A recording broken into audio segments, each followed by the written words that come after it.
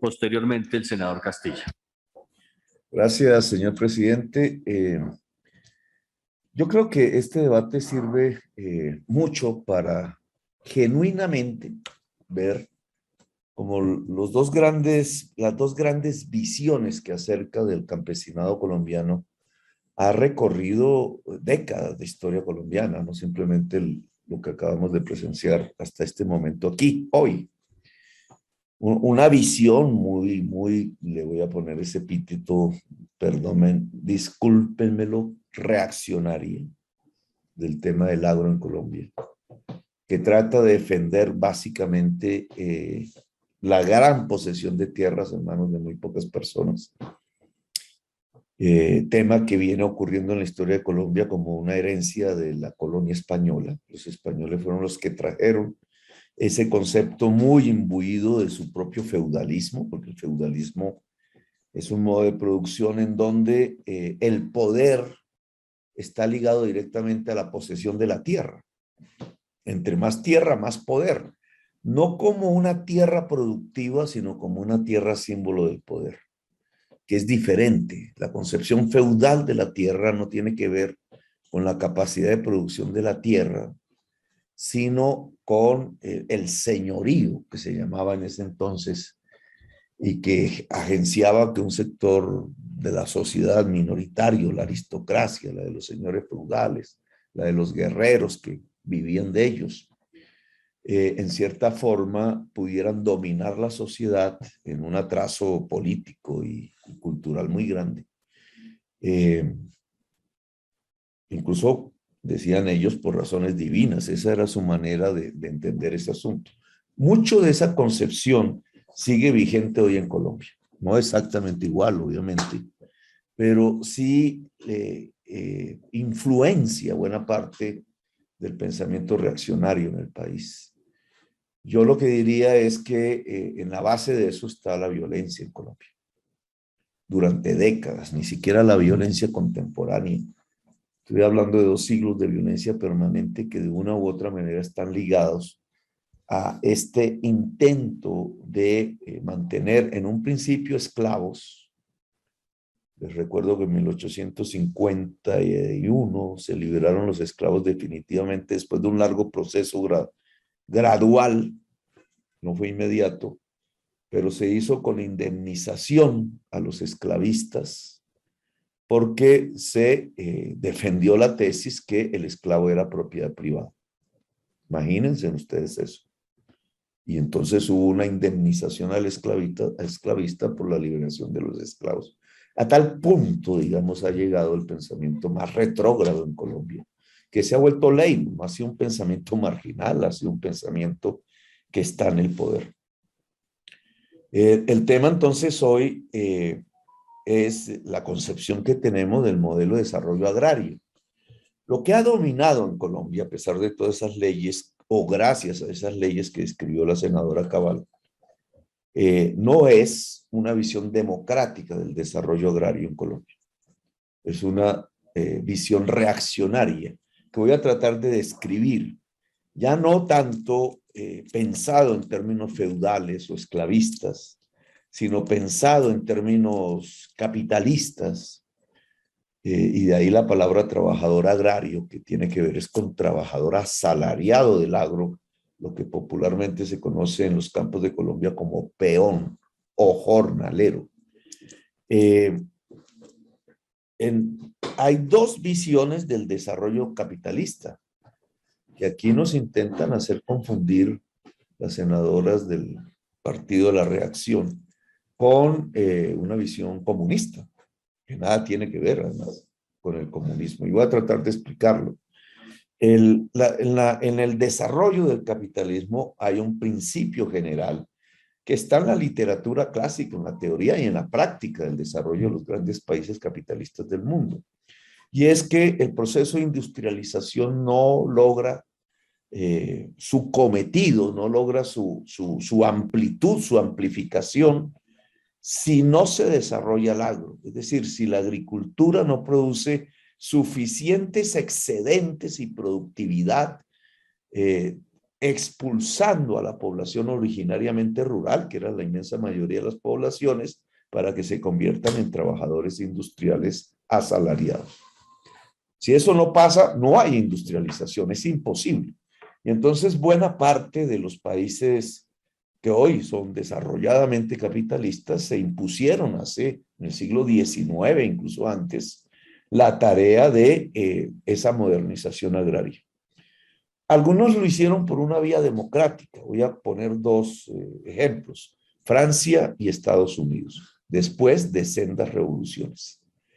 Los norteamericanos, en eso que se llama la conquista del oeste, compras de tierra masivas a los franceses, etcétera, impulsaron un modelo de desarrollo democrático para blancos, no para negros, a los cuales condenaron a la esclavitud, ni muchísimo menos para indígenas, a los cuales literalmente mataron. Muchas de esas películas que veíamos del oeste tienen que ver con este proceso, pero para la población inmigrante blanca hubo un proceso mediante el cual se democratizó la propiedad de la tierra para ellos, entre comillas, y sobre esa base se creó el proceso de industrialización norteamericano, sobre todo en el este de Estados Unidos. Francia, en un país más pequeño, con mucha tierra fértil, hizo lo propio.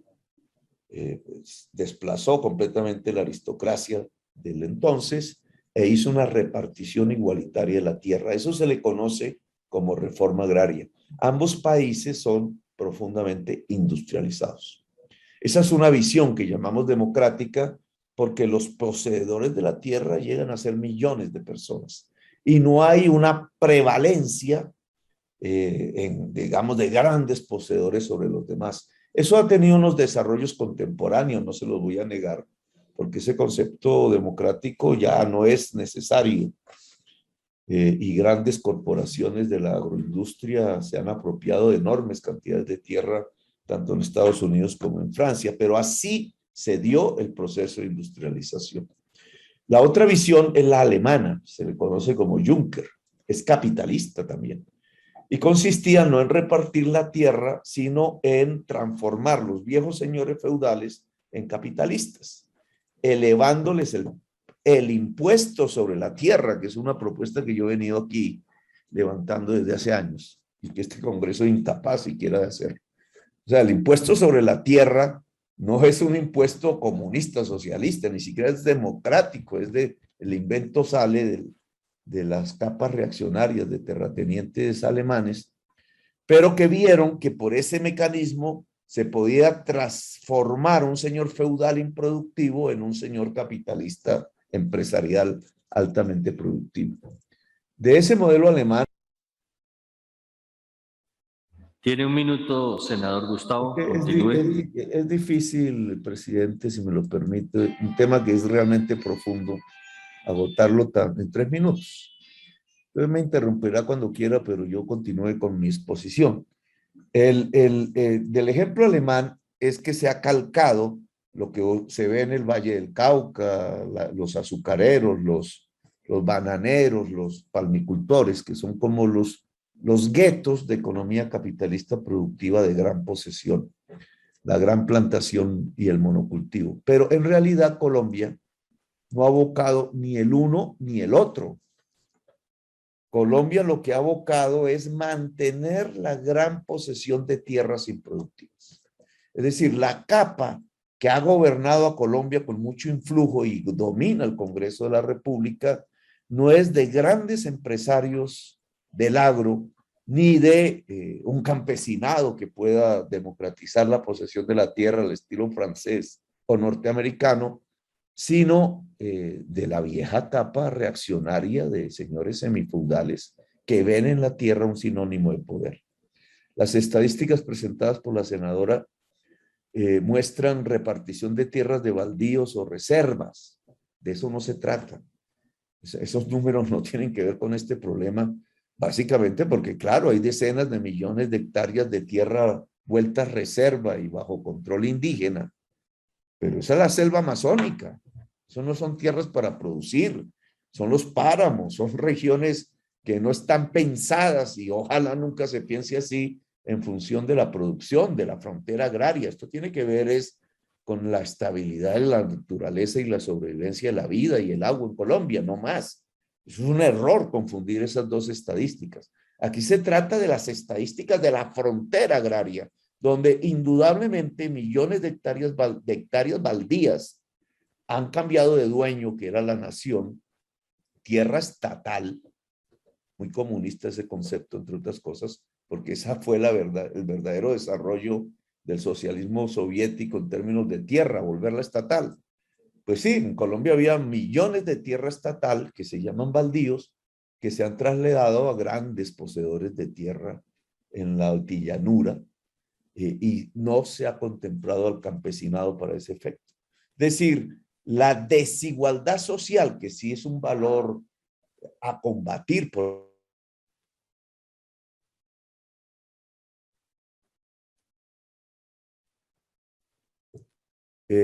digamos, y que nos critican las senadoras.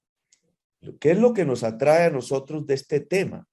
Que si hay una repartición equitativa de la tierra, digamos, hay paz y hay más igualdad social. No porque el campesinado sea proclive a votar por nosotros, de hecho, vota más por la señora Cabal que por nosotros. Es más conservador desde hace mucho tiempo.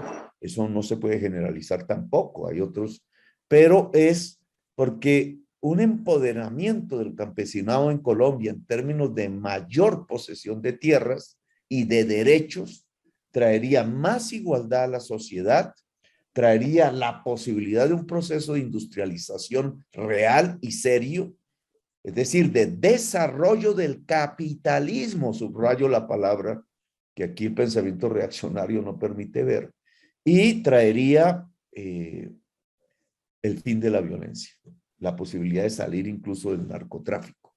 Por eso nosotros ayudamos tanto en ese camino que nunca hemos podido realmente concretar. La idea de Alexander, y termino, presidente, la idea de Alexander es simplemente ver el hecho de que la palabra campesino no existe en la Constitución. Gracias, senador Gustavo. Ahí va a terminar.